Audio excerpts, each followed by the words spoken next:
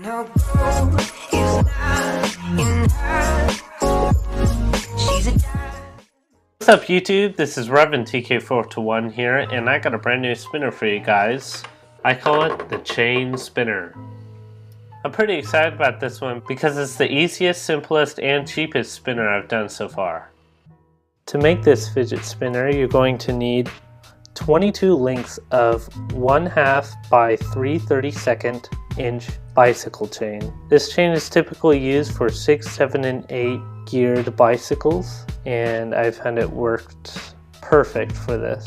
There's different colors of bike chain that you can use for this, so I'm going to be linking different colors of chain in the description. You can get these chains for really cheap or even free by asking the local bike store for their used chains. And if your chain's rusty, you can use a Dremel tool bit just like this one. It's a rotary brass brush, and it really gets the rust off very easily. You can also use a manual steel or brass brush too. This works. And some rust penetrant. A skateboard bearing or 608 bearing, some pliers, and 2 zip ties about this size. You can see that there's different colors you can use for this too. When it comes to the zip ties, make sure you don't get one that's more than 3/32 inch or 2.5 millimeters wide. Otherwise, it's not going to fit inside of the chain. A chain breaker. If you don't have a chain breaker, you can also use a center punch and a hammer to break the chain. And scissors. I'm going to be posting links in the description for the materials and tools that I used for this fidget spinner. All you have to do is take your chain and make it look like this. Now take your zip tie and put it inside of the chain, just like this. Now take your other zip tie and do the same for the other side. So it looks like that. Now you want to take this end and put it through the remaining links.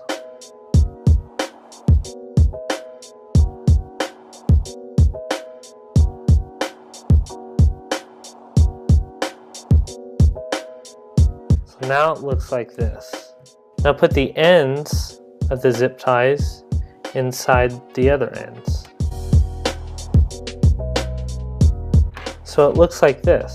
Don't pull it too tight just yet. Now you take your bearing and you put it inside the chain, and then all you have to do is pull those zip ties.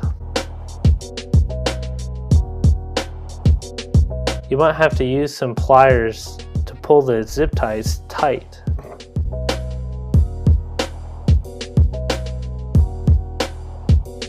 Now just cut the ends of the zip ties off, and there you go. And that's how easy it is.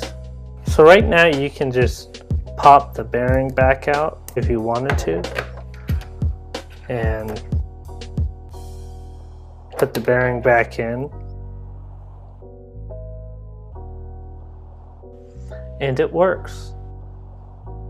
You could also glue the bearing to the chain so the bearing doesn't pop out, and I would do this by applying some epoxy or super glue in between the spaces of the chain in the bearing.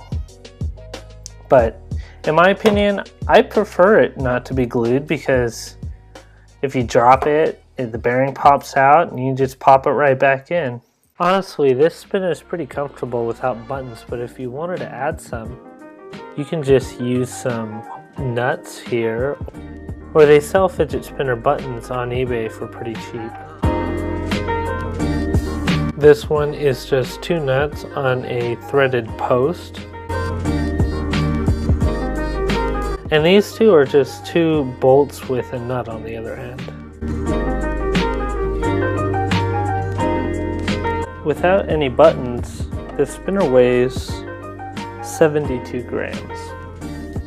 And to compare that to, I'm going to weigh a sprocket spinner. So this means that it's a pretty heavy spinner, and it's going to spin for a while due to this weight. Let's see how long I can get this to spin for with a stainless steel bearing.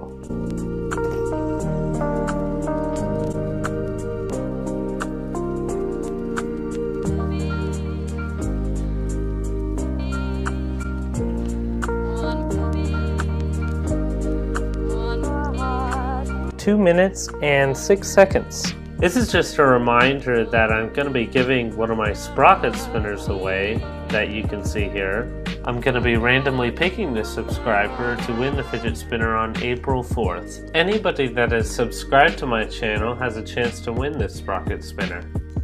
I hope you guys are enjoying your new fidget spinner and enjoyed the video. If you want to see more videos like this, feel free to subscribe and give a like. Thank you for watching, and keep calm and spin on.